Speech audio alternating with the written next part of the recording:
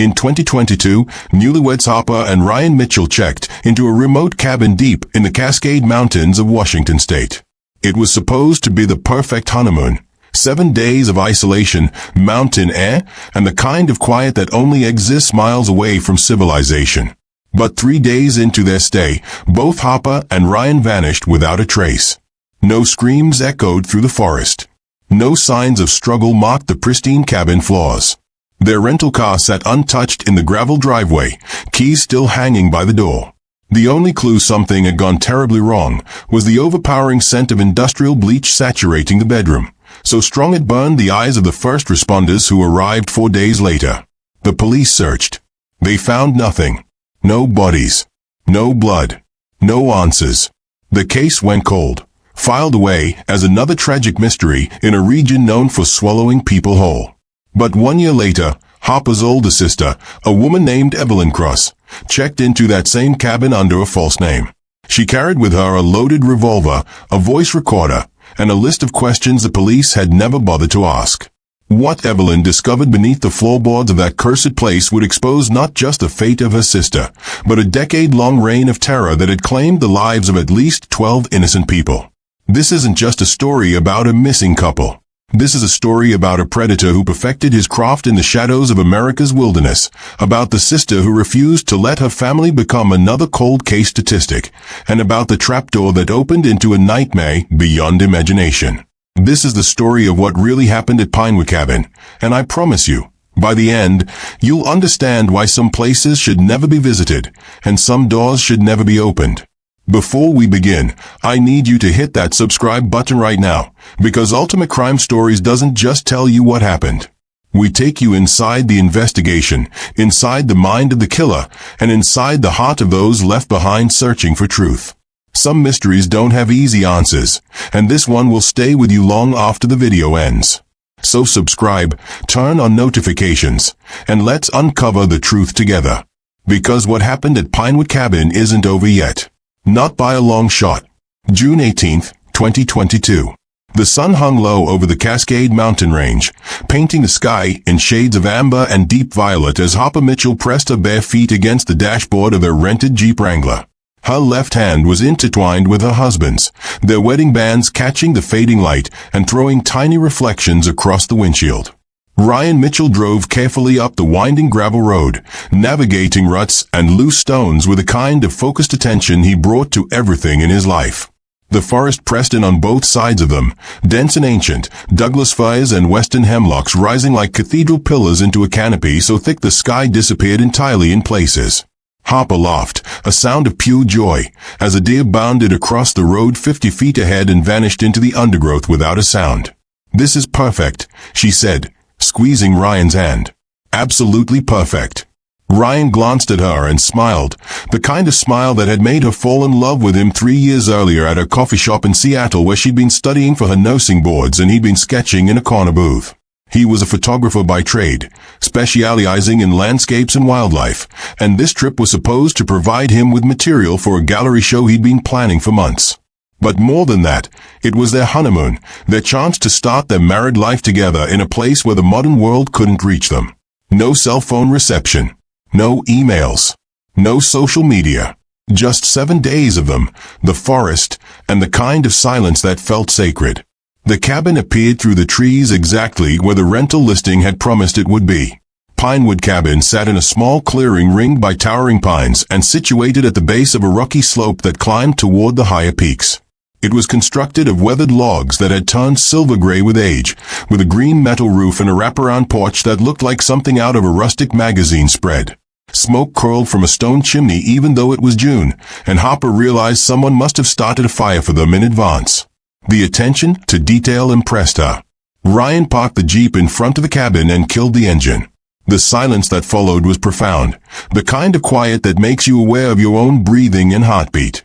Harper climbed out and stretched, her muscles stiff from the 3-hour drive from Seattle. The air smelled incredible, pine needles and rich earth and something else she couldn't quite identify, something wild and ancient. Ryan grabbed their duffels from the back while Harper walked up the porch steps, her boots echoing on the wooden planks.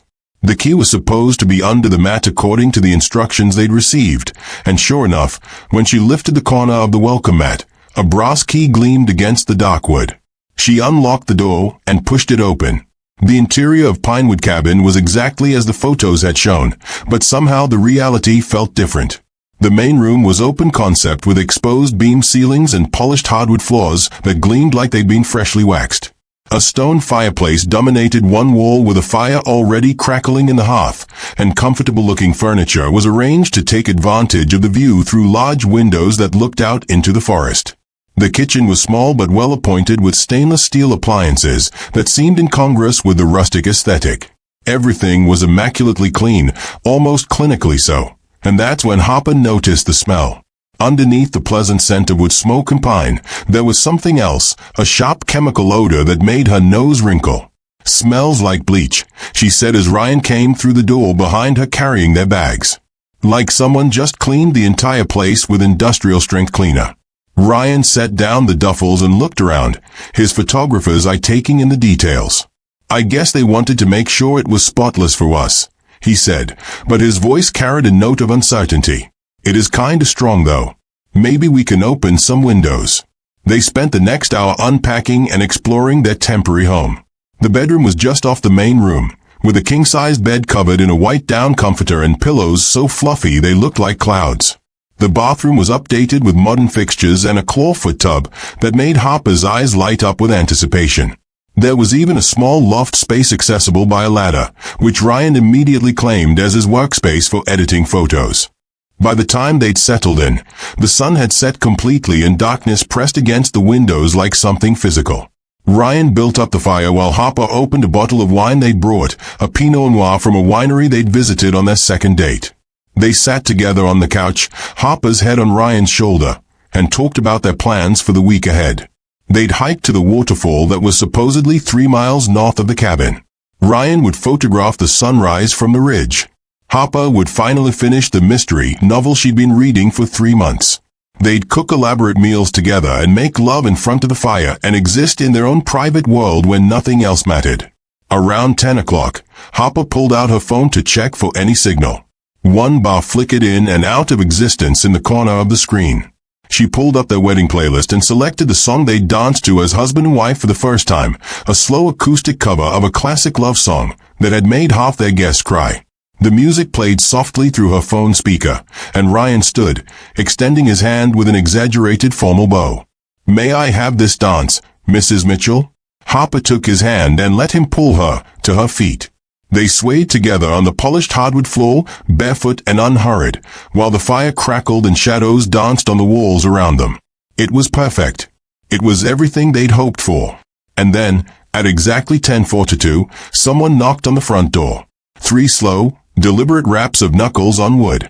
The sound shattered the peaceful atmosphere like a rock through glass. Harper froze in Ryan's arms, her body going rigid. "Did you hear that?" she whispered, though she knew he had. Ryan's hands tightened on her waist for a moment, then he released her and moved toward the door with careful steps. "Who would be out here?" Harper asked, her voice barely audible. The nearest town was 20 miles away, and according to the rental information, the cabin was on private property with no near neighbors. "Maybe it's the owner," Ryan suggested, but he didn't sound convinced. "Maybe there's something he forgot to tell us about the property." Ryan reached the door and peered through the peephole, a small brass fitting that looked original to the cabin's construction. He stood there for a long moment, his eye pressed to the tiny lens, before pulling back with a confused expression. "There's nobody there," he said. Harper moved to the window and pulled back the curtain, pressing her face against the glass to peer out into the darkness. The porch light illuminated a circle of maybe 15 feet, showing the weathered planks and the rocking chair near the door, but beyond that, everything was absolute blackness. No movement. No figure retreating into the trees. Nothing. "Maybe it was a branch falling against the door," Harper offered, trying to convince herself as much as Ryan. "Or an animal." Ryan nodded slowly, but she could see the tension in his shoulders as he checked the lock on the door. The deadbolt was engaged. He tested the handle to make sure. "We're fine," he said firmly. "We're completely safe." They returned to the couch, but the mood had shifted. The cabin that had felt cozy and romantic now felt isolated and vulnerable. Every creak of the settling logs made them tense. Every gust of wind against the windows sounded like footsteps. They finished their wine in near silence, and when Harper suggested they go to bed, Ryan agreed immediately. The bedroom felt smaller at night with the door closed and only a small lamp providing illumination. Harper changed into her pajamas while Ryan checked the locks on all the windows, something he hadn't thought to do earlier. Everything was secure. They climbed into bed, and Ryan turned off the lamp, plunging the room into darkness so complete that Harper couldn't see her hand in front of her face. She moved closer to Ryan, pressing her back against his chest, taking comfort in the solid warmth of his body. His arm came around her waist, and she laced her fingers through his. "It's fine," she told herself. "Everything is fine. We're safe. We're together. There's nothing to worry about." She repeated the words in her mind like a mantra, trying to slow her racing heart. Gradually, the tension began to ease from her muscles. The bed was comfortable. The down comforter was warm. Ryan's breathing slowed and deepened behind her, and she knew he was falling asleep. She closed her eyes and willed herself to follow him into unconsciousness. But then, somewhere around 2 in the morning, Harper woke to a sound that made her blood turn to ice in her veins. It was a scraping sound, like something heavy being dragged across wood. It came from somewhere outside the bedroom, in the main room of the cabin. Scrappy. Pause. Scrappy. Pause. Scrappy. Harper's eyes snapped open in the darkness, her entire body going rigid. Her heart hammered so hard against her ribs she thought it might crack bone. Next to her, Ryan stirred, disturbed by her sudden tension. "What's wrong?" he mumbled, his voice thick with sleep. "Listen," Harper breathed. "Just listen." They lay there in the darkness, both of them now wide awake, straining to hear. For a long moment, there was nothing but silence and the sound of their own breathing. Then it came again. Scrappy. Scrappy. Scrappy. Ryan sat up so fast the bed shook. "What the hell is that?" he whispered. "It sounds like it's inside," Harper said, her voice trembling. "Ryan, it sounds like it's inside the cabin with us." Ryan threw back the covers and swung his legs out of bed. He moved to the bedroom door and pressed his ear against it, listening. Harper watched his silhouette against the faint light that leaked under the door from the dying fire in the main room. After a moment, Ryan reached for the handle. "Don't," Harper hissed, but he'd already turned the knob and pulled the door open a crack. He peered through the narrow opening into the main room. Harper held her breath, every muscle in her body coiled tight as a spring, ready to run or fight or scream. "What do you see?" she finally asked when she couldn't stand the silence anymore. "Nothing," Ryan said. "There's nothing there." But his voice carried a note of uncertainty that terrified Harper more than if he'd seen something concrete. He opened the door wider and stepped into the main room. Harper scrambled out of bed and followed him, unwilling to be separated even for a moment. The fire had burned down to glowing embers that cast a faint red light across the room. Shadows pooled in the corners and under the furniture. Everything looked exactly as they'd left it. The wine bottle and glasses on the coffee table. Ryan's camera bag by the door. Harper's book on the arm of the chair. Nothing was out of place. Nothing had moved. But the smell of bleach seemed stronger now, so strong it made Harper's eyes water. "Do you smell that?" she asked. Ryan nodded, his jaw tight. "Yeah, it's worse than before." They stood in the center of the room, turning slowly, trying to locate the source of both the sound and the intensified chemical smell. That's when Ryan noticed the fireplace poker, a heavy iron rod with a pointed end, was missing from the tool set beside the hearth. "Harper," Ryan said quietly, his voice tight with controlled fear. "Where's the poker?" Harper looked at the fireplace tools. The shovel was there. The brush was there. The tongs were there. But the poker, the heaviest and most weapon-like of the tools, was gone. Her mouth went dry. "I don't know," she whispered. "Maybe it was never there. Maybe the set is incomplete." They both knew she was grasping at straws. Ryan moved toward the fireplace, scanning the floor around it, checking to see if the poker had simply fallen. That's when they heard it. The sound of the front door handle turning. Not rattling, as if someone was testing whether it was locked. Turning, with the slow deliberate motion of someone who knew exactly what they were doing. Harper's scream caught in her throat.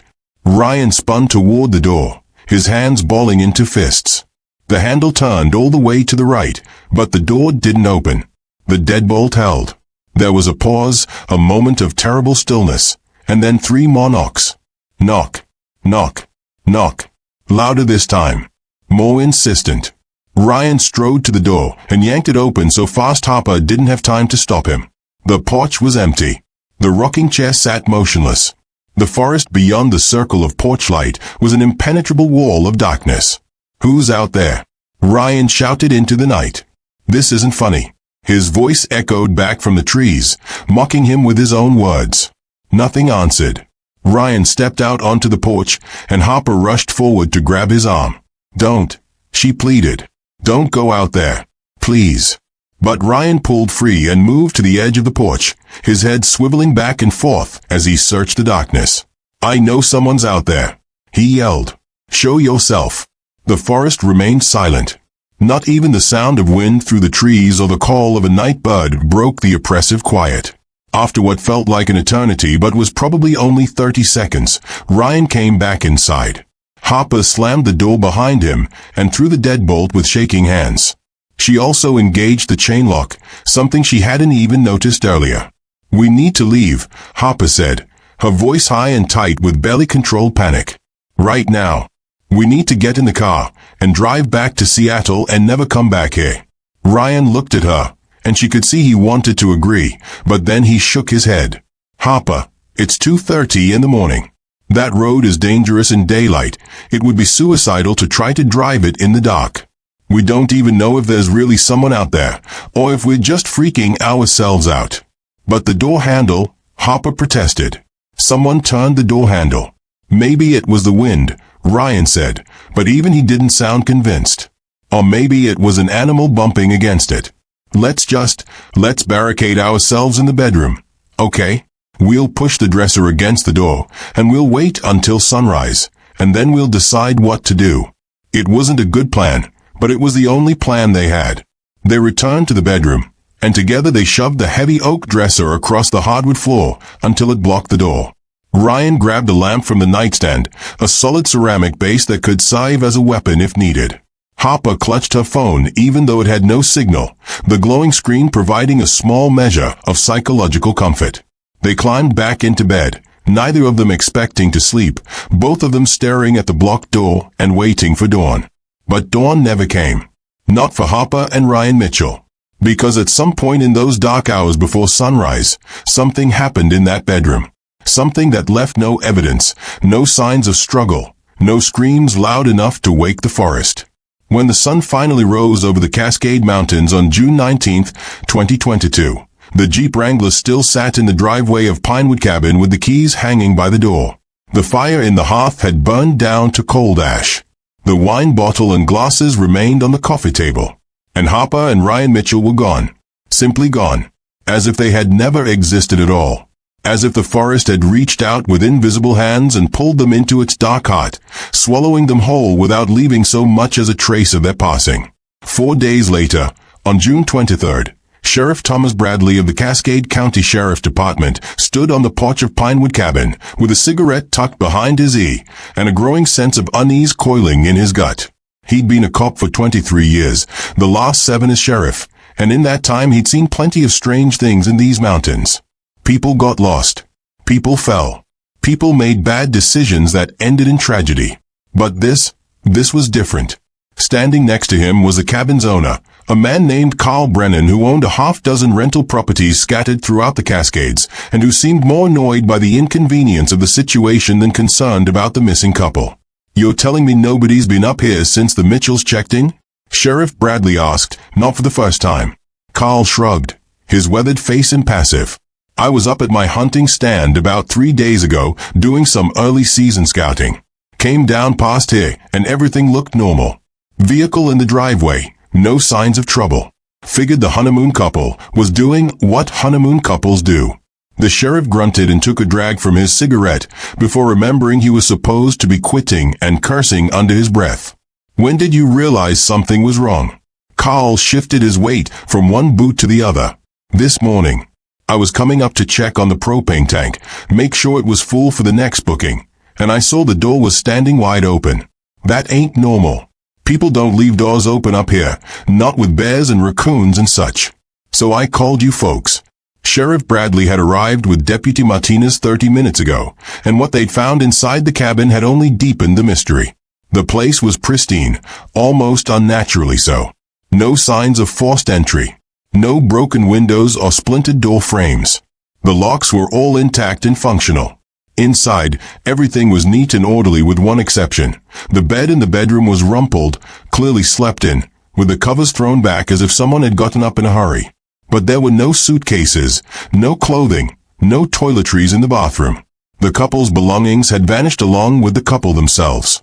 What really bothered Sheriff Bradley, what made the hair on the back of his neck stand up, was the smell. The entire cabin reeked of bleach, a sharp chemical odor so strong it made his eyes water. It was concentrated in the bedroom, where the smell was almost overwhelming. Deputy Martinez had already taken samples of the floor and walls, looking for any traces of blood or other biological material that might have been cleaned up.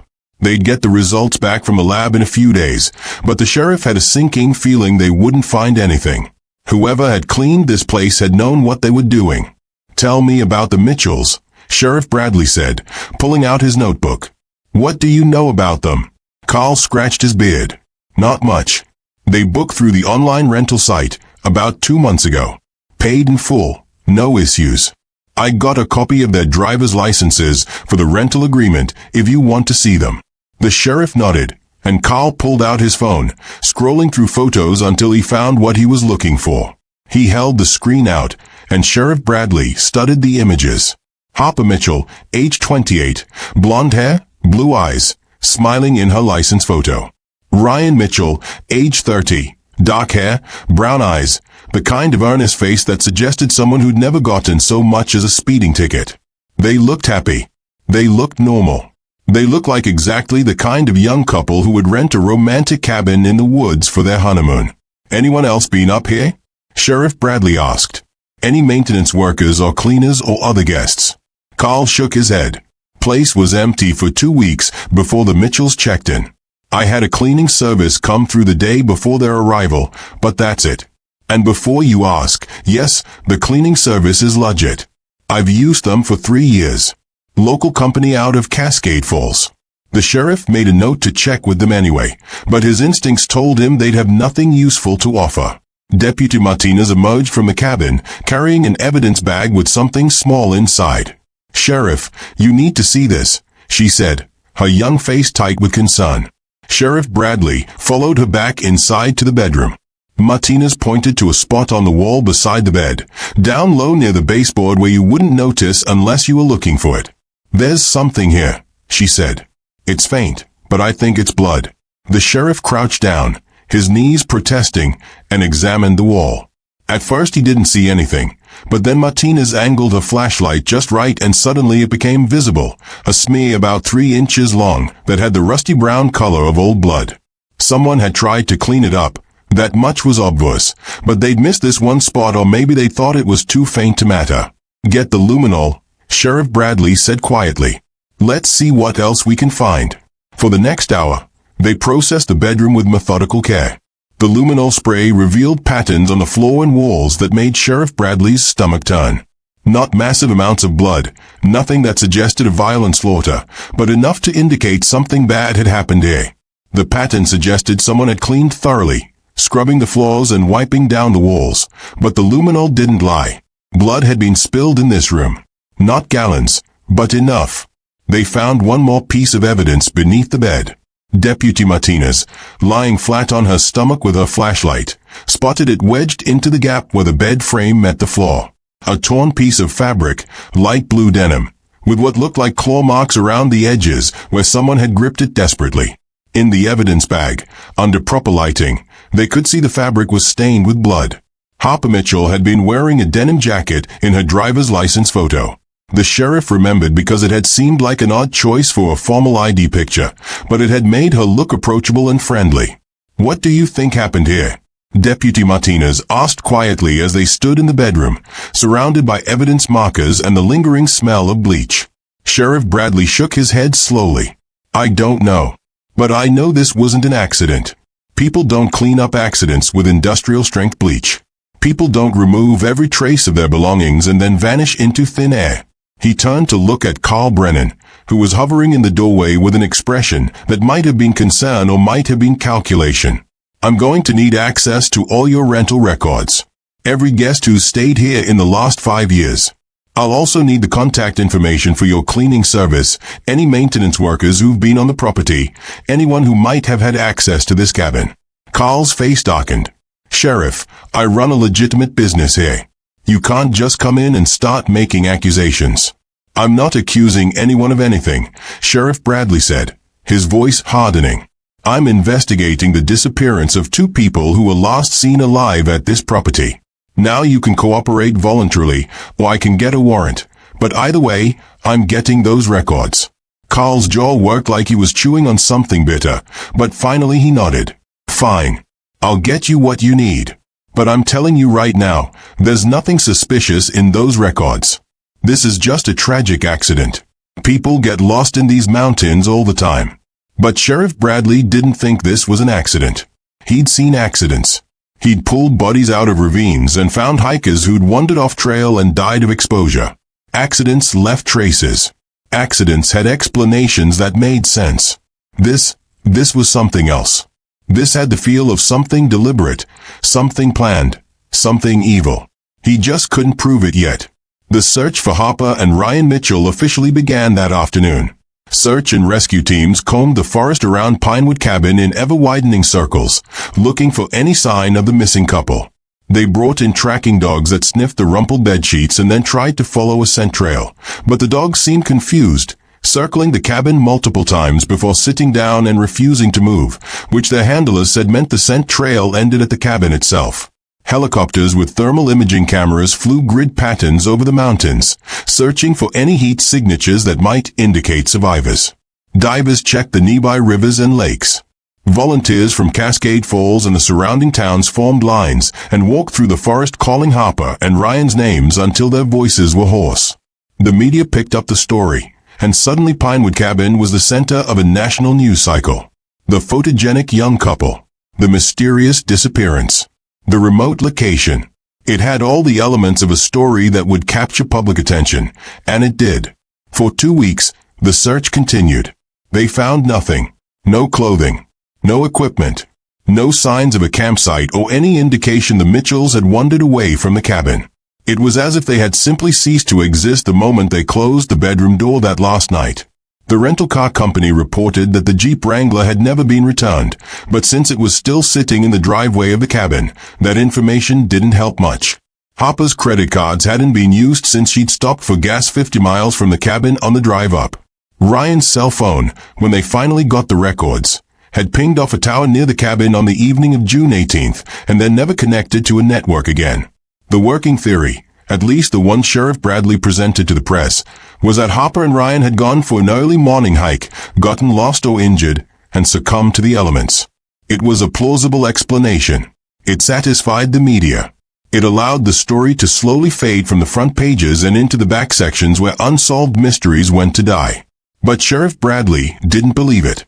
He couldn't shake the feeling that something terrible had happened in that bedroom, something that involved the blood they'd found and the bleach smell and the missing fireplace poker that had never been located.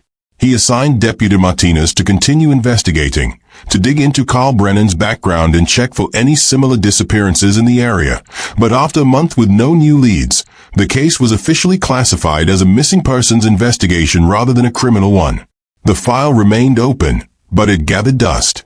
And Harper Mitchell's family, her parents and her older sister Evelyn, were left with nothing but questions and grief and the terrible knowledge that somewhere in those mountains, Harper and Ryan had met an end that no one could or would explain.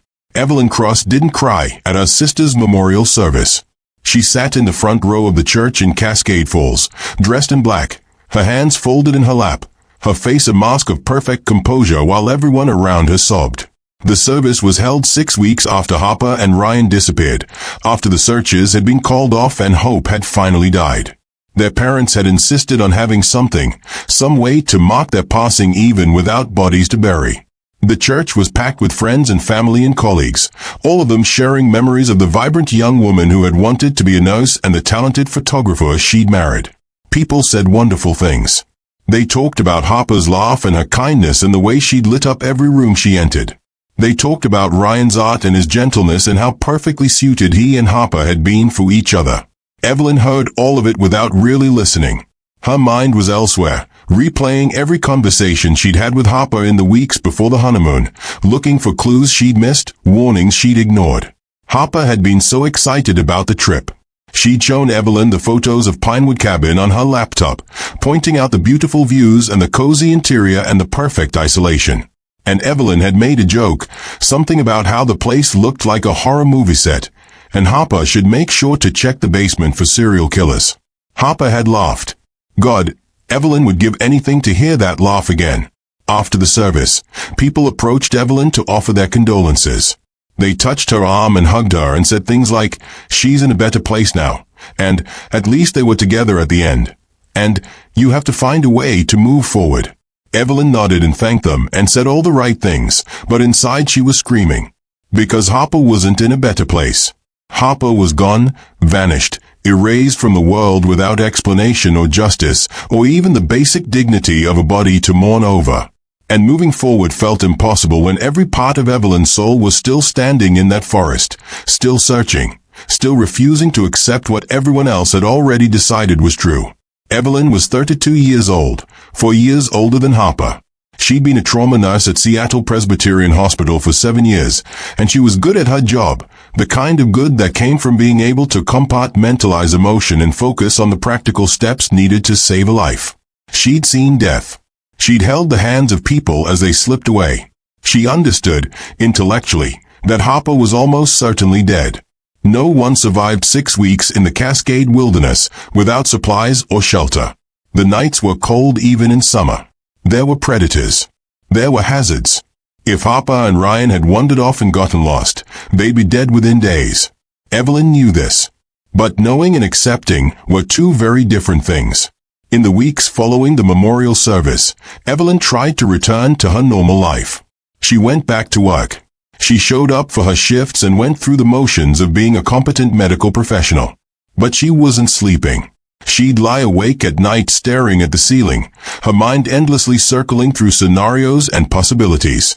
What had happened in that cabin? Where were their bodies? Why had someone cleaned the bedroom with bleach? The official explanation didn't make sense. If Harper and Ryan had gone for a hike and gotten lost, why was there blood in the bedroom? Why remove all their belongings? Why clean so thoroughly? The more Evelyn thought about it, the more convinced she became that the authorities had gotten it wrong. This wasn't an accident. This was something else. Something deliberate. Something that someone had worked very hard to conceal. She started doing her own research. Late at night, after sleepless hours of tossing and turning, Evelyn would pull out her laptop and search for information. She read everything she could find about Pinewood Cabin and its owner, Carl Brennan. She discovered that Brennan owned 6 rental properties scattered throughout the Cascades, all of them remote, all of them marketed toward couples looking for romantic getaways. She found the websites where the cabins were listed, read through hundreds of reviews left by previous guests. Most of them were positive, praising the beautiful locations and the well-maintained properties. But there were a few that stood out, reviews that mentioned feeling uneasy or watched, finding doors unlocked that they'd been certain they'd locked, hearing strange noises at night. One reviewer from 2 years ago had written, "Beautiful cabin, but we left a day early because my wife kept insisting someone was watching us from the woods.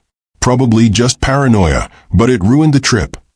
Evelyn made a list of everyone who'd left a negative review and tried to contact them through the rental platform's messaging system. Most didn't respond. A few wrote back saying they didn't want to talk about it, that they'd probably just spooked themselves and didn't want to contribute to fearmongering. But one woman, someone who'd stayed at a different Brennan property about 18 months ago, agreed to talk on the phone.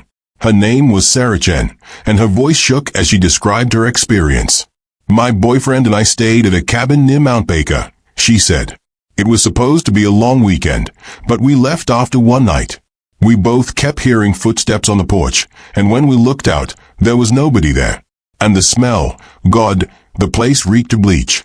We thought maybe they'd just cleaned it really thoroughly, but it was so strong it gave me a headache. The worst part was the next morning when we were packing to leave, my boyfriend found a woman's necklace under the bed. Like someone had lost it and it had been there for a while. We left it on the counter and got out of there. Did you report it to anyone? Evelyn asked, her heart pounding. Sarah laughed, a bitter sound. Report what? That we were creeped out and found a lost necklace? The police would have thought we were crazy. We just left a bad review and moved on with our lives. But sometimes I still think about it, you know? Wonder if maybe we should have pushed harder, made more of a fuss. Especially after I heard about those honeymooners who disappeared. That was at one of the same guys' cabins, wasn't it? It was, Evelyn confirmed. Sarah was quiet for a moment. I'm sorry about your sister. I really am. If there's anything I can do, anything at all, you let me know. Evelyn thanked her and ended the call. Then she sat staring at her notes, her mind racing. Sarah's experience had been at a different cabin, but the same details kept appearing. The bleach smell. The sense of being watched. The feeling that something was fundamentally wrong with these places. Evelyn started expanding her search, looking beyond just Brennan's properties to missing persons cases throughout the Pacific Northwest over the past decade. What she found made her blood run cold. There were at least 8 other cases involving couples who'd vanished while on vacation in remote areas of Washington, Oregon, and Idaho. Not all of them had been staying at rental cabins. Some had been camping or hiking, but the pattern was similar enough to be unsettling. Young couples. Romantic getaways. Remote locations. No bodies ever found. Some of the cases had been extensively investigated. Others had been written off as accidents or people choosing to disappear and start new lives. But as Evelyn compiled her research, she became convinced that there was something connecting these disappearances, some thread that law enforcement had either missed or chosen to ignore. She tried bringing her findings to Sheriff Bradley. She called his office, got transferred 3 times, and finally ended up talking to Deputy Martinez, who listened politely and promised to look into it. A week later, Martinez called back. Miss Cross, I understand you're grieving and looking for answers, but I have to be honest with you. We've investigated your sister's disappearance thoroughly. There's no evidence of foul play beyond the blood spatter in the bedroom, which could have been from any number of innocent causes. A nosebleed. A cut finger. Without bodies, without witnesses, without any concrete evidence, we simply don't have a case to pursue. What about the bleach? Evelyn demanded. What about the fact that all their belongings disappeared? What about the pattern of similar disappearances? Deputy Martinez sighed. The bleach was from a cleaning service. We confirmed that. As for their belongings, it's possible your sister and her husband took them when they went hiking. And regarding other disappearances, Miss Cross, the Pacific Northwest has hundreds of thousands of acres of wilderness. People go missing in wild areas all the time. It's tragic, but it's not necessarily connected. The conversation had ended with Evelyn angry and Martinez apologetic, but firm. There would be no further official investigation. The case was closed as far as the Cascade County Sheriff's Department was concerned. That's when Evelyn made her decision. If the authorities wouldn't find the truth, she would. She started planning. It took her 3 months to put everything in place. She requested a leave of absence from the hospital, citing family emergency and grief counseling. She sold her car and bought a used truck, something sturdy that could handle mountain roads. She took out a cash advance on her credit cards, knowing she might need untraceable funds. She bought a gun, a .38 revolver that fit in her purse, and took a weekend course on how to use it safely. She acquired a fake ID under the name Rachel Green, complete with a driver's license and credit card. She wasn't sure if she'd need it, but if she was going to investigate Brennan and his properties, she couldn't do it under her own name. By February of 2023, 8 months after Harper's disappearance, Evelyn was ready. She made a reservation at Pinewood Cabin under her fake name, giving a fake phone number and email address. The booking was confirmed for June 17th, almost exactly 1 year after Harper and Ryan had checked in. The anniversary wasn't an accident. Evelyn had researched enough about serial predators to know they often had patterns, rituals, dates that held significance.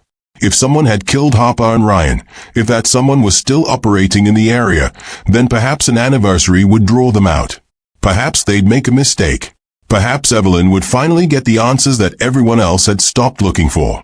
In the months leading up to June, Evelyn prepared herself mentally and physically for what she might face. She worked out, building strength and stamina. She studied self-defense techniques.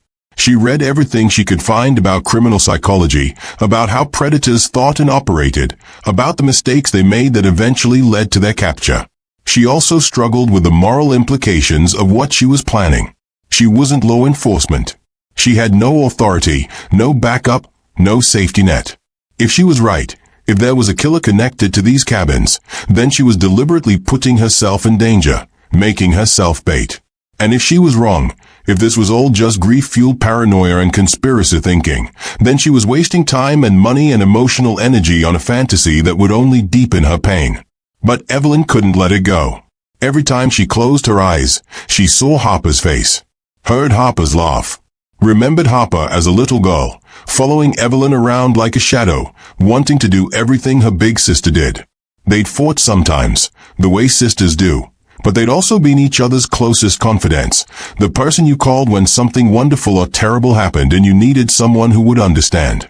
Evelyn had been the maid of honor at Harper's wedding.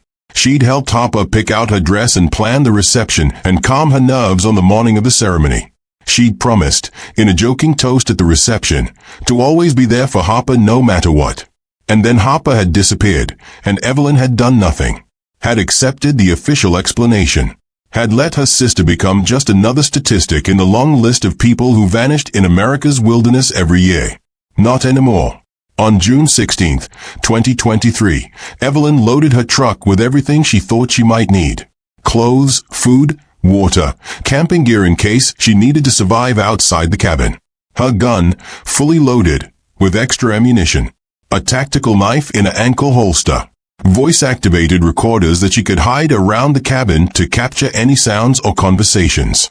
A laptop with cellular hotspot capability, though she didn't expect to have signal. A folder full of printed documents, all her research, all her findings, everything she'd compiled over the past months. She told no one where she was going. Her parents thought she was on a meditation retreat, trying to find peace and closure. Her friend from the hospital thought she was traveling abroad, finally taking that trip to Europe she'd always talked about. The only person who knew even part of the truth was Marcus Webb, an old friend from college who'd become a police detective in Portland. She'd called him a week before her departure. "Marcus, I need you to do something for me," she'd said without preamble when he answered.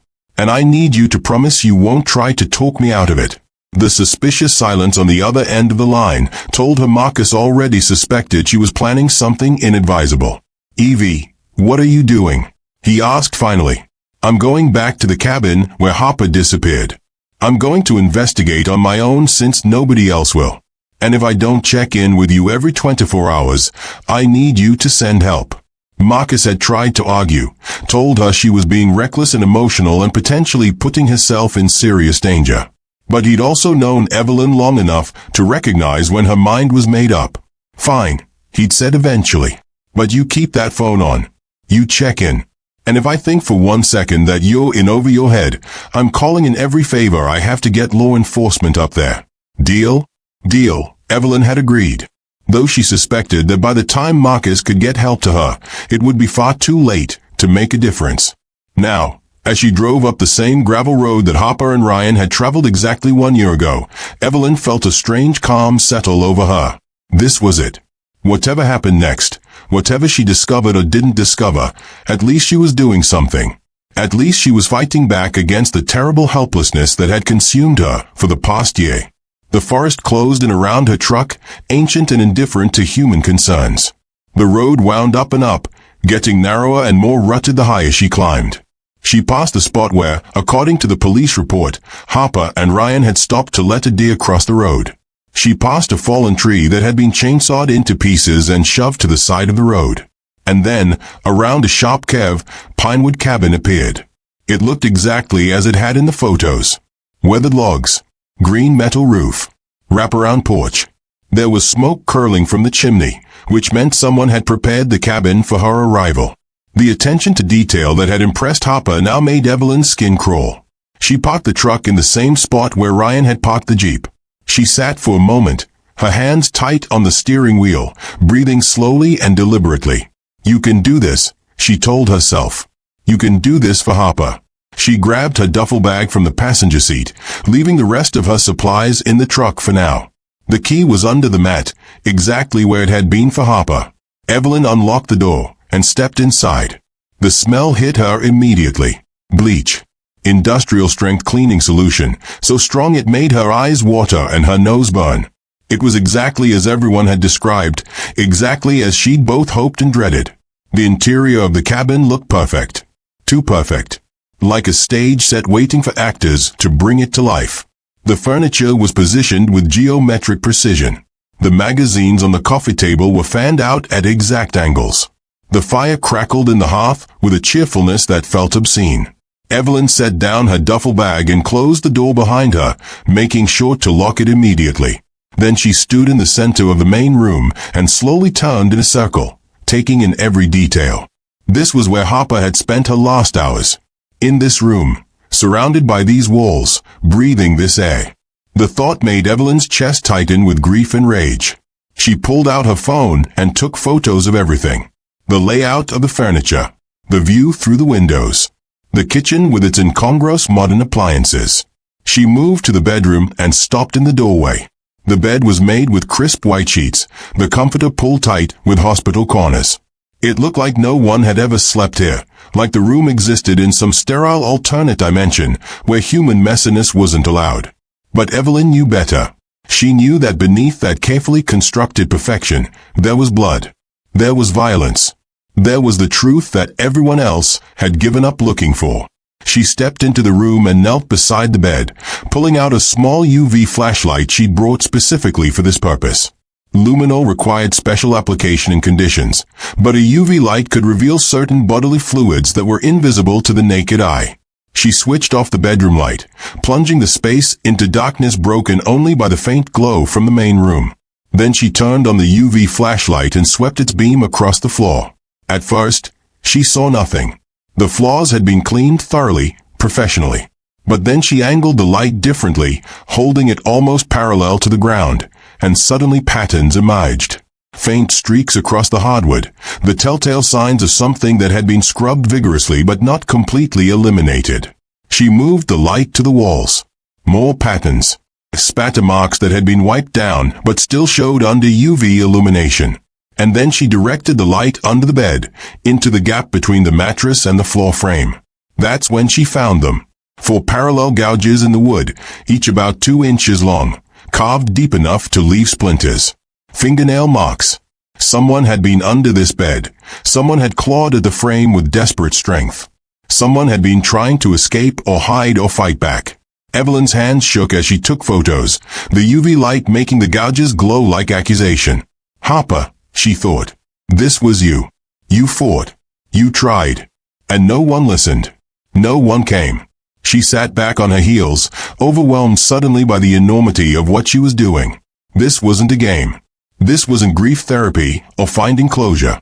This was evidence of a crime scene that had been meticulously cleaned by someone who knew what they were doing, someone who'd done it before, someone who might still be out there, someone who, if Evelyn had made the right deductions, knew she was here right now. She spent the next hour methodically searching the cabin. She checked every closet, every cabinet, every drawer. She looked for hidden cameras or microphones, for trapdoors or concealed spaces. She found nothing. The cabin was exactly what it appeared to be, a well-maintained rental property with rustic charm and modern amenities. But the smell, that goddamn bleach smell that never faded, that hung in the air like an accusation. It was strongest in the bedroom, concentrated around the bed, and no amount of ventilation seemed to diminish it. This wasn't residual cleaning solution. This was fresh, which meant someone had been here recently, within the past few days, scrubbing and disinfecting and preparing. The question was, preparing for what? For her arrival? Or for something else entirely? As the sun began to set, Evelyn unpacked her duffel bag. She set up a small voice-activated recorder in the main room, hiding it behind a stack of books on the bookshelf. She placed another one in the bedroom, tucked into a fold of the curtain where it wouldn't be easily visible. She kept the gun within easy reach, setting it on the nightstand where she could grab it quickly if needed. She had no illusions about her ability to defend herself against a determined attacker, but having the weapon provided some psychological comfort. She also set up her laptop, though as expected, there was no internet signal. The hotspot on her phone picked up nothing. She was completely isolated. At 7 o'clock, she sent a check-in text to Marcus, using the single bar of cell signal that flickered in and out of existence. Day 1. At location. Everything fine so far. We'll check in tomorrow same time. The message took 3 tries to send, but eventually it went through. Marcus replied immediately. Be careful. Call if you need anything. The signal dropped again before she could respond. Evelyn made herself dinner from the supplies she'd brought, unwilling to eat anything that might be provided in the cabin. She sat at the table and ate mechanically, her mind running through everything she knew and everything she suspected. Carl Brennan had to be involved somehow. His properties, his access, his presence in the area at the right times. But she didn't have proof. Not yet. She cleaned up her dishes and then sat on the couch, watching the fire and listening to the silence. It was the kind of profound quiet that only existed far from civilization, where even the ambient sounds of modern life, traffic, electronics, distant voices, were completely absent. At first it was peaceful. Then it became oppressive. Then it became terrifying. Because in that silence, every small sound was amplified. The crackle of the fire. The creak of the cabin settling. The whisper of wind through the trees outside. And then, at exactly 9:42, 3 slow knocks on the front door. Knock. Knock. Knock. Evelyn's heart stopped. She'd been expecting this, hoping for it even, but now that it was happening, terror flooded her system like ice water. She stood slowly, the gun in her hand, her finger resting lightly on the trigger guard. She moved to the door and looked through the peephole. Nothing. Just the empty porch and the darkness beyond. Just like Ryan had seen a year ago. She didn't open the door. Instead, she moved to the window and carefully pulled back the edge of the curtain to look outside. The porch was empty. The rocking chair sat motionless. The forest beyond was a solid wall of black. She stood there for 5 minutes, not moving, barely breathing, waiting for something else to happen. Nothing did. Eventually, she let the curtain fall back and returned to the couch. She kept the gun in her lap. She didn't sleep that night. She sat in the main room with all the lights on, every sense hyper-alert, waiting for the next knock or the sound of footsteps or any indication that someone was out there watching. Nothing happened. The night passed slowly, painfully, each minute stretching into an hour. By the time the sun rose, Evelyn was exhausted and wired with adrenaline at the same time. But she was also more determined than ever. Because that knock, those 3 deliberate raps on the door, proved that someone was out there. Someone had been watching the cabin. Someone knew she was here alone. And whoever that someone was, they were about to discover that Evelyn Cross wasn't as easy a target as her sister had been. The morning of June 18th, her second day at the cabin, brought heavy fog that clung to the trees and reduced visibility to maybe 20 feet. Evelyn stood on the porch with a cup of coffee, scanning the forest for any sign of movement. She saw nothing. She spent the morning conducting a more thorough search of the exterior property, walking the perimeter of the clearing and examining the ground for anything unusual. Behind the cabin, the land sloped down toward a rocky drainage area. As she walked, her boots sank into earth that felt softer than it should, more yielding. She knelt and examined the ground more closely. The soil here had been disturbed relatively recently, within the past few months. It was darker, looser, as if it had been dug up and then replaced. Evelyn went to her truck and retrieved a small folding shovel she'd packed. She returned to the spot and began to dig carefully, removing layers of soil and pine needles. She'd only gone down a few inches when the shovel blade struck something that wasn't earth. She brushed away the dirt with her gloved hands and revealed a small object. A button. Silver-colored metal with an embossed pattern. She lifted it carefully and held it up to the light. She'd seen this button before. It had been on Harper's favorite denim jacket, the one Harper wore in almost every casual photo from the past 2 years. The jacket she'd been wearing in her driver's license photo. The jacket that had disappeared along with everything else. Evelyn's vision blurred with tears. This wasn't just evidence. This was proof that Harper had been here, behind this cabin, that her body or at least her belongings had been here. She photographed the button from every angle, then placed it in a plastic evidence bag she'd brought. She expanded her digging, carefully removing more soil, terrified and desperate to find what else might be buried here. But there was nothing else. Just the button, lying in the earth like an accusation. She filled the hole back in, trying to leave the area looking undisturbed, and returned to the cabin. She needed to report this to someone, but she had no cell signal and leaving the cabin felt dangerous, like abandoning a defensive position. She decided to wait until her evening check-in with Marcus, to send photos and explain what she'd found. In the meantime, she continued her investigation inside. She moved all the furniture in the main room, checking underneath for any hidden compartments or traces of evidence. She examined the fireplace, looking for any burned materials that might provide clues. She found nothing. The place had been cleaned too thoroughly. Whoever had scrubbed this cabin had known exactly what they were doing. By afternoon, the fog had lifted and been replaced by uncomfortable heat. Evelyn opened windows to ventilate the cabin, though she made sure all the screens were securely latched. She was preparing a sandwich for lunch when she heard the sound of a vehicle approaching. Her heart rate spiked immediately. She set down the knife she'd been using and grabbed her gun instead, moving to the window to look out. A dusty pickup truck pulled into the clearing and parked next to her vehicle. A man climbed out, tall and lean with weathered skin and a beard streaked with gray. He wore jeans, work boots, and a flannel shirt despite the heat. Carl Brennan. Evelyn recognized him from the photos she'd found online, though he looked older in person, harder. She tucked the gun into the back of her waistband, covering it with her shirt, and went to the door. She opened it before he could knock, wanting to control the interaction. "Can I help you?" she asked, keeping her voice neutral. The man smiled, a practiced expression that didn't reach his eyes. "Well, hey there. I'm Carl Brennan. I own this property. Just wanted to check in, make sure everything's to your satisfaction. We had some bear activity in the area last week. Wanted to make sure you're aware." "Bears?" Evelyn thought. "Right." She forced herself to smile back. "Everything's fine, thank you. The cabin's lovely. I appreciate you stopping by." Brennan nodded, but he didn't leave. He stood there looking at her, his gaze moving from her face down to her hiking boots and back up again. "You're traveling alone?" he asked. "Most people who rent this place, they come in pairs. Couples, families, that sort of thing." "I'm a travel writer," Evelyn said, delivering the lie she'd prepared. "Doing a piece on remote vacation rentals in the Pacific Northwest. The isolation is kind of the whole point." "Ah," Brennan said. "That makes sense.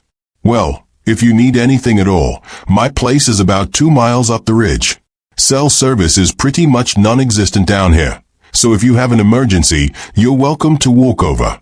I've got a landline." Evelyn nodded, making a mental note to never, under any circumstances, go to Carl Brennan's house. "I'll keep that in mind. Thanks."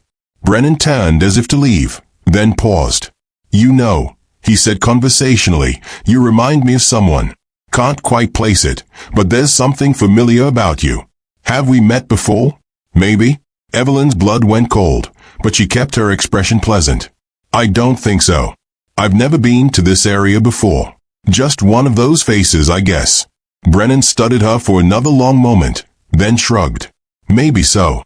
Well, you enjoy your stay. And like I said, holler if you need anything." He walked back to his truck and climbed in, but before he started the engine, he looked back at the cabin one more time. Even from a distance, Evelyn could feel the weight of his stare. Then he started the truck and drove away, disappearing down the gravel road in a cloud of dust. Evelyn closed the door and locked it, her hands shaking. He knew. He didn't know exactly who she was yet, but he suspected something was off. The way he'd looked at her, the pointed question about traveling alone, the mention of reminding him of someone. She didn't have much time. If Brennan figured out she was Harper's sister, if he realized she was here investigating, then whatever move he'd planned to make would accelerate. She needed to find proof before that happened. She spent the rest of the afternoon searching more desperately, more aggressively. She pulled up the edges of the area rugs, looking for any signs of disturbed floorboards. She examined the walls for any hidden panels or compartments. She checked the loft space, climbing a ladder and spending half an hour searching through the dusty area where Ryan had planned to set up his editing workspace. Nothing. Nothing. Nothing. It was maddening. She knew something was here, some piece of evidence that would prove what had happened to Harper and Ryan. But either she wasn't looking in the right place, or it had been hidden too well. As evening approached, Evelyn prepared for another long night. She closed and locked all the windows. She checked the deadbolt and chain on the front door 3 times. She positioned her laptop to face the door so she could see if anyone tried to enter. She set up the gun next to her on the couch where she'd be sitting. She had just settled in when she noticed something she hadn't registered before. The bearskin rug in front of the fireplace. It was positioned slightly off-center, not quite lining up with the furniture arrangement. She'd seen it before, but dismissed it as unimportant. Now, looking at it with tired eyes and a desperate mind, she wondered if there was a reason for its placement. She stewed and walked over to the rug. It was heavy, thick fur that must have come from a massive animal. She grabbed one edge and pulled, dragging it to the side. Underneath, the hardwood floor looked exactly like the rest of the cabin's floor. Smooth planks, glossy finish, nothing unusual. Except, Evelyn knelt and ran her hand across the boards. There, about 4 feet from the fireplace, she felt it. A slight ridge where one board met another, a gap that was just a fraction wider than the others. She pressed down on the board. It gave slightly, moving in a way that the other boards didn't. Her heart began to race. She ran her fingers along the edge of the board, feeling for a grip or a latch. She found it on the side facing away from the fireplace, a small indentation that her finger could hook into. She pulled. The board resisted for a moment, then lifted with a creak of old hinges. Underneath was darkness. Evelyn grabbed her flashlight and shined it into the opening. What she saw made her gasp. It wasn't just a gap beneath the floorboard. It was a trapdoor leading to a space beneath the cabin, a crawl space or cellar that wasn't on any of the official floor plans she'd seen. The opening was maybe 2 feet square, just barely large enough for a person to fit through. A metal ladder was bolted to one side, descending into the darkness below. The smell that wafted up from the opening was overwhelming. Decay, mildew, and underneath those odors, the unmistakable scent of death. Old death. Bodies that had been left to rot and then imperfectly cleaned. Evelyn had spent enough time in hospital morgues and trauma wards to know that smell. You could never completely eliminate it. It soaked into the wood, into the earth, into the very molecules of the air itself. She should call for help. She should get out of the cabin right now, drive to the nearest ranger station, and report what she'd found. But she had no signal. And by the time she drove far enough to get signal and then get help to return to the cabin, Brennan would have had hours to discover what she'd found and potentially destroy evidence. She had to go down there. She had to see what was hidden beneath Pinewood Cabin. She took a moment to prepare herself. She texted Marcus using the phone's offline messaging feature, composing a message that would send as soon as she got signal. Found trapdoor beneath cabin floor. Going down to investigate. If you don't hear from me in the next 3 hours, send police immediately. Coordinates attached. She set an alarm on her phone for 2 hours from now, figuring that would give her enough time to explore, but also alert her if she'd been down there too long. Then, with her gun in one hand and her flashlight in the other, Evelyn climbed down the ladder into the darkness. The descent seemed to take forever. The ladder went down at least 8 feet, maybe 10, far deeper than she'd expected for a crawl space. Her feet finally touched solid ground, soft earth rather than concrete, and she stood slowly, sweeping the flashlight beam around. She was in a space that ran the entire length of the cabin, maybe 40 feet long and about 6 feet high, just tall enough for her to stand upright. The walls were bare earth held in place by old timber supports. The floor was packed dirt, and scattered across that floor were objects that made Evelyn's stomach turn. Clothing, shoes, backpacks, personal items. All of it covered in dirt and mildew, all of it clearly left here for extended periods. She moved deeper into the space, cataloging what she saw. A woman's hiking boot. A men's wallet. A camera that looked expensive and professional. A day pack with a carabiner still clipped to one strap. And then, tucked into a corner, a denim jacket. Evelyn rushed over and grabbed it, her hands shaking as she turned it over. On the inside collar, written in permanent marker, were the words H. Mitchell. Harper's jacket. The one with the silver buttons. The one she'd been wearing when she disappeared. Evelyn clutched it to her chest, tears streaming down her face. This was it. This was proof. Harper had been here. Harper had died here. And she wasn't the only one. Evelyn forced herself to keep searching, to document everything despite the horror of what she was finding. She took photos with her phone, careful to capture every piece of evidence. She found a purse with a wallet inside, the ID belonging to a woman named Jennifer Martinez, who disappeared with her fiancé in 2020. She found a men's watch inscribed to Ryan, forever. She found jewelry, clothing, even a pair of wedding rings, still linked together. Every item told a story of a life cut short, of a couple who'd come to these mountains looking for romance and found only terror and death. The scope of it was staggering. This wasn't one murder or even two. This was a decade's worth of killing, a systematic hunting of young couples who trusted a rental listing and walked unknowing into a trap. At the far end of the crawl space, Evelyn found something else. A metal box, about the size of a small suitcase, half buried in the date. She knelt and dug it out, then forced open the rusted latch. Inside was a collection that made her blood run cold. Locks of hair, each one in a small plastic bag with a date written on the outside. Jewelry, organized by year. Polaroid photographs, dozens of them, showing terrified faces, couples restrained, the moments before death. And at the bottom of the box, a black leather journal. Evelyn opened it with shaking hands. The handwriting was neat, almost obsessive in its precision. It was a list. Names. Dates. Brief descriptions. Harper and Ryan Mitchell, June 18, 2022. She fought. He begged. Standard protocol. Disposal Site 3. Steve Miles and Jordan Chen, August 3, 2020. Both runners. Chase protocol. Disposal Site 1. The list went on and on. 12 couples. 12 hunting trips. 12 sets of lives snuffed out and catalogued like trophies. And at the very bottom of the most recent page, written in fresh ink, were the words Rachel Green, June 17, 2023. Solo female. Unusual. New protocol required. Her alias. Her fake name. Carl Brennan knew exactly who had checked into his cabin, or at least he thought he did. He'd been planning this, preparing for it, expecting her. The realization hit Evelyn like a physical blow. She wasn't investigating a crime scene. She was walking into an active trap. She needed to get out. Now. She shoved the journal into her jacket and started back toward the ladder, moving as fast as she dared in the confined space. That's when she heard it. Footsteps above her. Heavy boots on the hardwood floor of the cabin. The creak of someone moving through the main room. Carl Brennan was inside the cabin, and she was trapped beneath it. Evelyn froze, her mind racing through her options. The ladder was the only way out. If she climbed up now, she'd emerge directly into the main room where Brennan was waiting. But if she stayed down here, she was trapped, cornered like an animal in a hole. She turned off her flashlight, plunging herself into absolute darkness, and pressed herself against the earthen wall, trying to quiet her breathing, trying to think. Above her, she could hear Brennan moving around.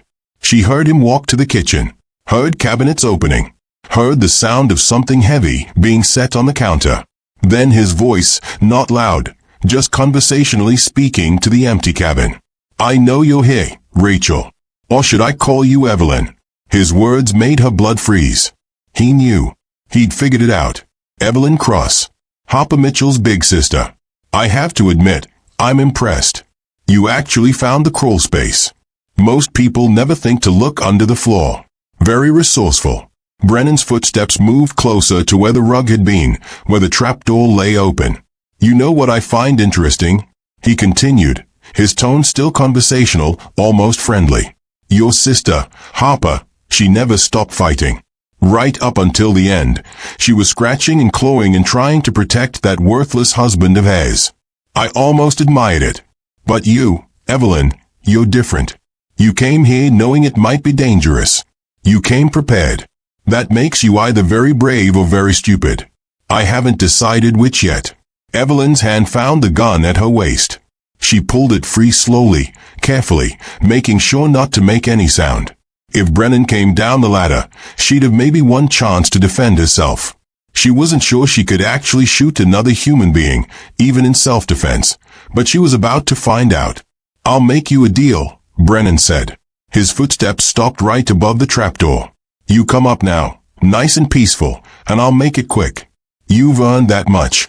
But if you make me come down there, if you make this difficult, then I'll take my time. I'll make sure you feel every second of it, just like your sister did." Evelyn's finger moved to the trigger. She raised the gun, pointing it toward where she knew the ladder was, toward where Brennan would appear if he started to descend. Her heart was hammering so hard she could barely hear anything else. Then Brennan laughed, a sound devoid of any real humor. Or, option 3. "I could just seal this trapdoor, cover it with the rug, and leave you down there to think about your choices. Let's see how long you last without water. My guess is 3 days, maybe 4. That's usually how long it takes." Evelyn made her decision. She couldn't let him trap her down here. She couldn't let him control the situation. She needed to act first, to surprise him, to use the only advantage she had. She moved quickly, holstering her gun long enough to grab the metal box she'd found, the one containing the journal and all the evidence. She tied it to her belt using a length of cord she'd brought. Then she gripped the gun again and started up the ladder, moving as quietly as possible. Each rung seemed to creak impossibly loud in the confined space.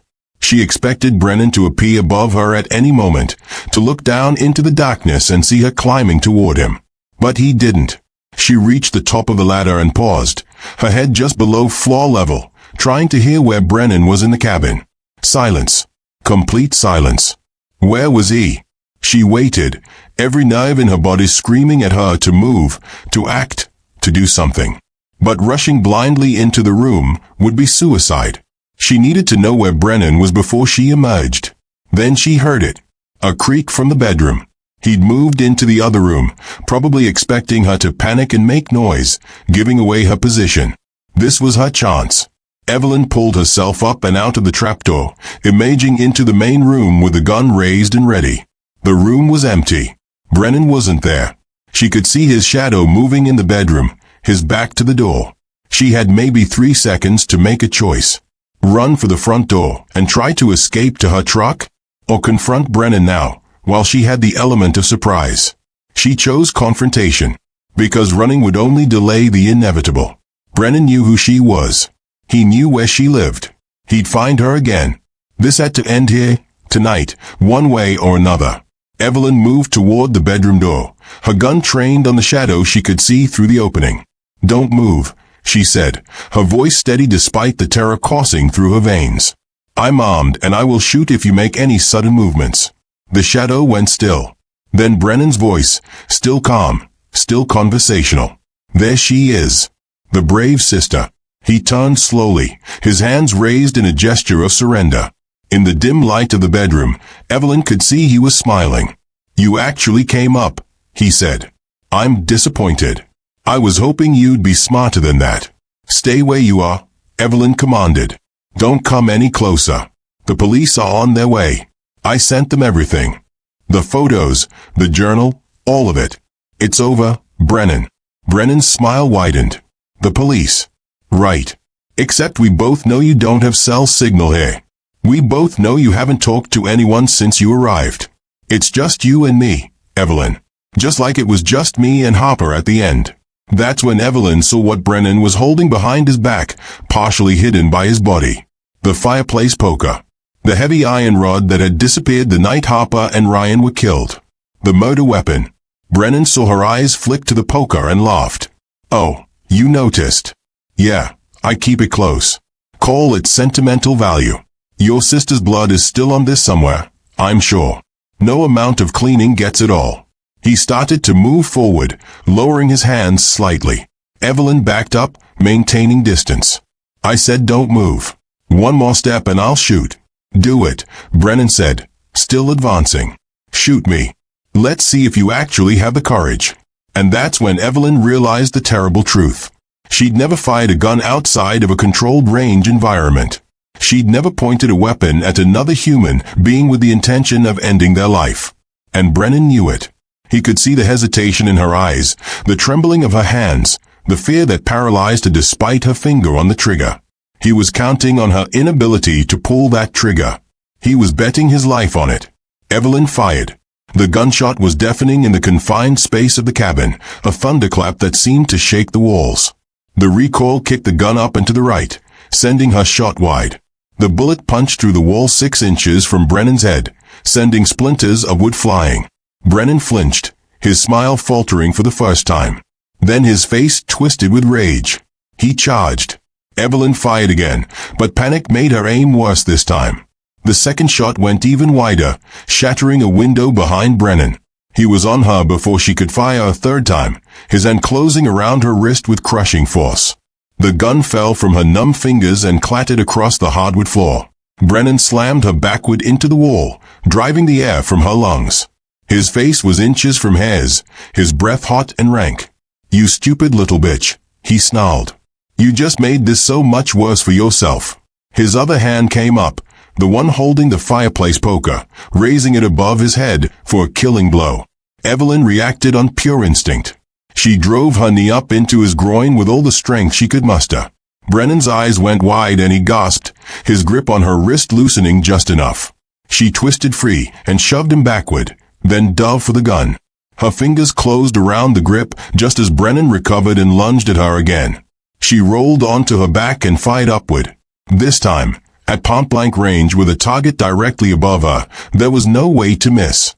The bullet caught Brennan in the shoulder, spinning him around and sending the fireplace poker flying from his hand. He crashed into the coffee table, shattering it, and collapsed onto the floor. Blood was already spreading across his flannel shirt, dark and wet. He tried to push himself up, his face contorted with pain and fury. Evelyn scrambled to her feet, the gun trained on him.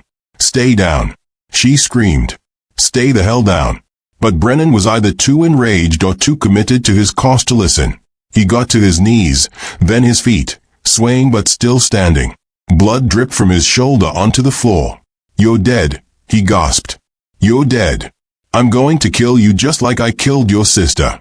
Evelyn fired again, and again, and again.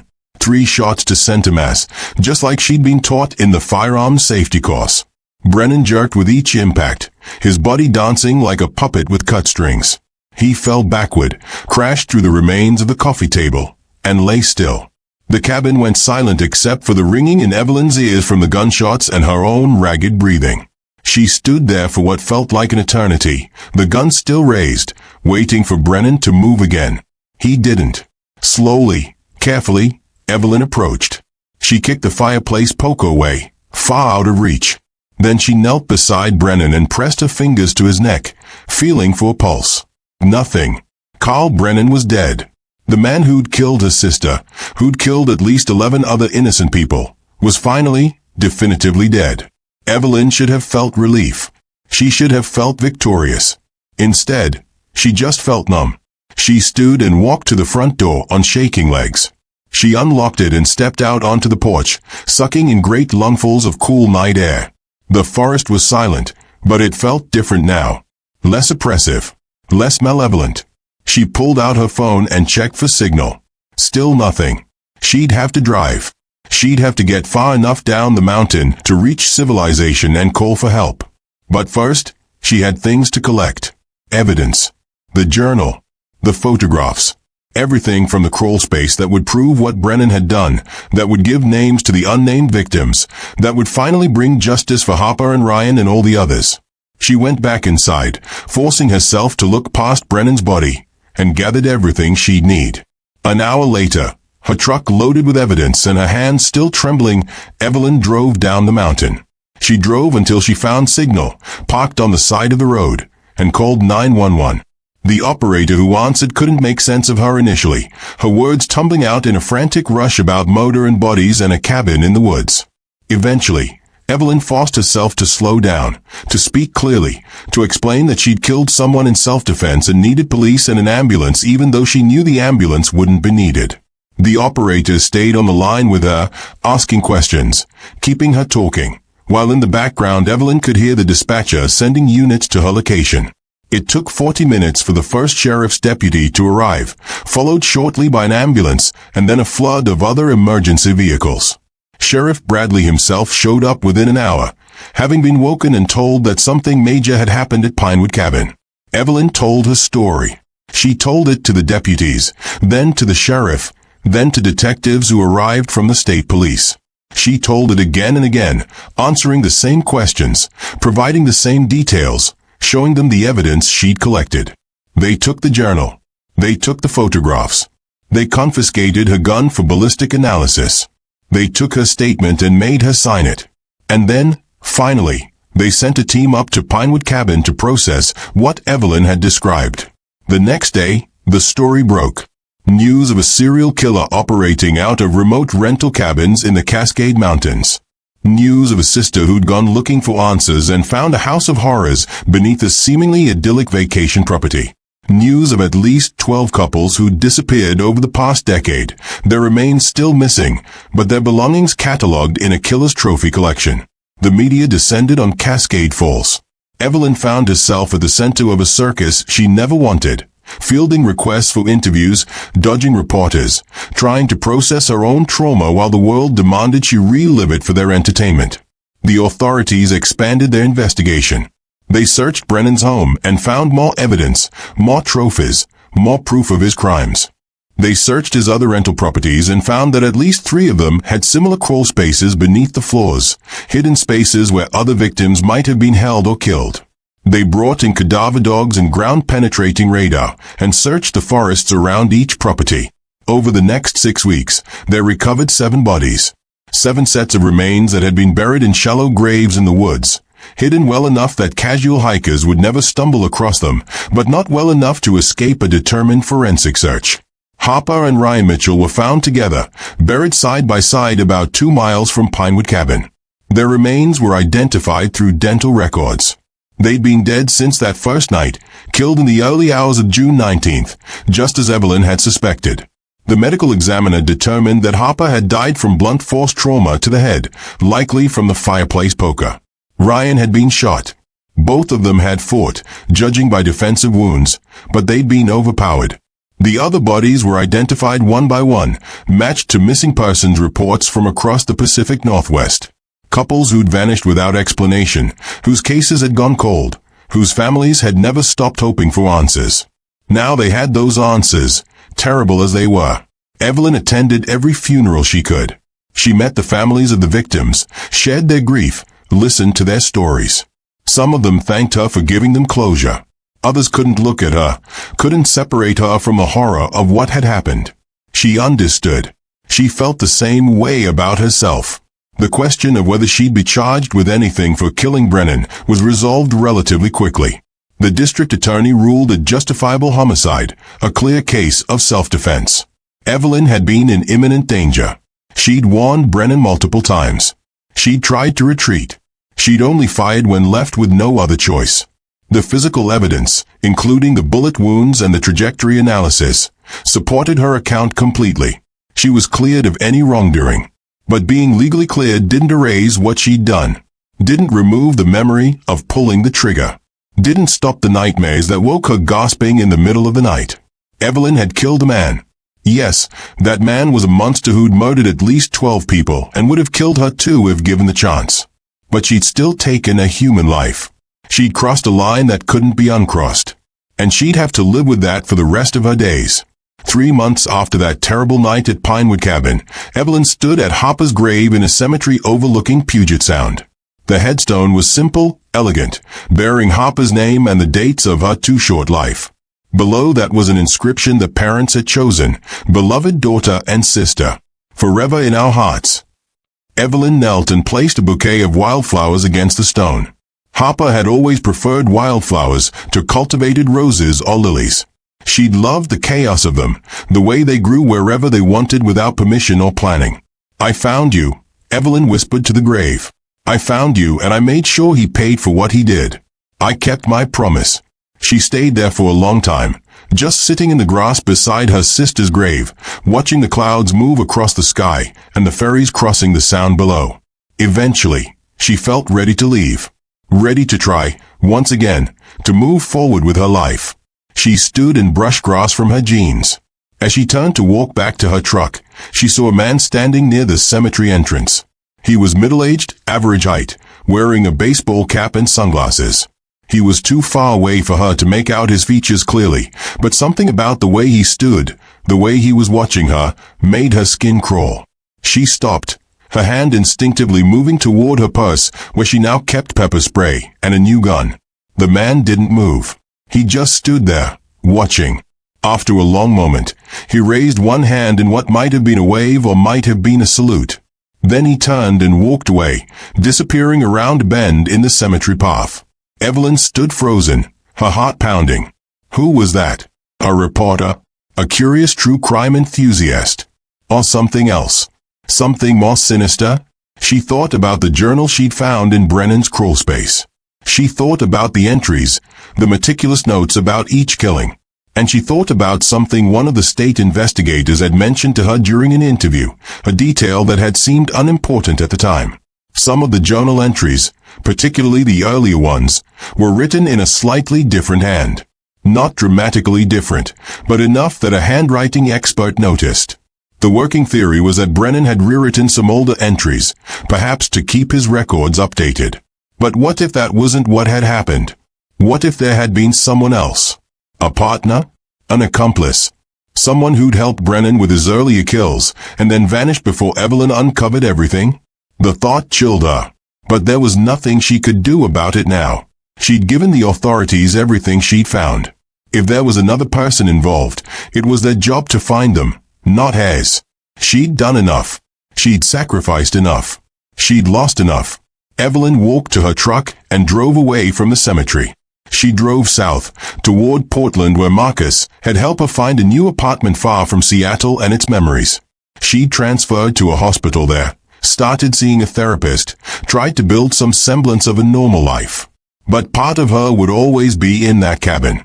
Part of her would always be climbing down that ladder into the darkness. Part of her would always be pulling the trigger. Some things you couldn't leave behind, no matter how far you ran. The story of Pinewood Cabin eventually faded from the headlines. There were always new tragedies, new horrors, new mysteries to capture the public's attention. Life moved on. Except for those who'd been directly touched by what happened. For them, it never really ended. It just became something they learned to live with, a weight they carried every single day. A year after Harper's body was recovered, Evelyn received a package in the mail. No return address. Postmarked from a small town in Idaho she'd never heard of. Inside was a photograph, old and faded, showing a cabin she didn't recognize. On the back, written in neat handwriting, were the words, "Some doors should stay closed. Some mysteries should stay unsolved.